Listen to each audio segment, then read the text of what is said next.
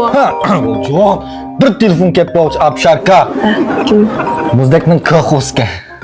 Amsa Kechsan telefon qilamda ko'xu. Aqacha shu senaki londostroq ala telefon. Men tik ich bala.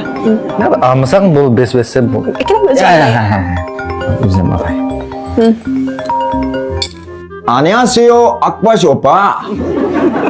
안녕하세요, 심심 오빠.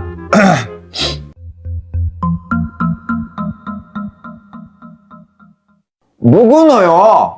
아, 새끼들 맛나나요? 하락에다 씹으세요.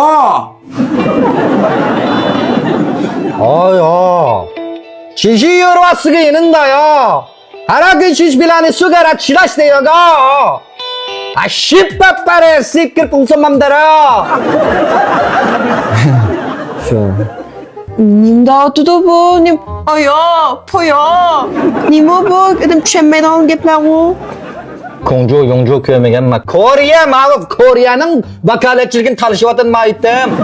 Oldin qatim biz Yaponniki, Amerikanikini berib oldik emasmi? Men ish xotin almashtirib oldim emasmi? Hozir Koreyaga chiqdi bu muzdeklar. Ay, Koreyadan kam qoldi biz vakolatchining basan deb. Muhimmikan? Ha, shu Koreyadan qolib qoldi hozir deyman. Muzdek bu kish tajinayo, chimlikka. Sizlarning Koreyada kish ayblayman-yo. 몰리디요. 와칼라치나요. 맥주요. Cho'tta vakolatchiga vakolat etsa. 아씨. 자디카 바라요 바마요.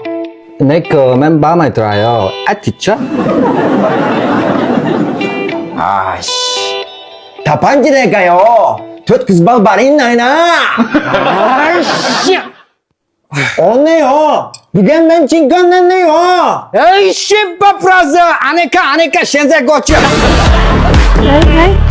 Nimga qo'shib ket. Yama bak yaman, ko'xu ayirpan Koreyadan hozir parash qilam zade. Men mana Koreyadan vakolatchining ishini bijirib o'tayman. Bak kesh qolaman. Muhimmi yoqma desam dedim bu. Qilib kesh qolam juma men. Koreyaga mana kunju yongju. Aneka kirdim meniki ya.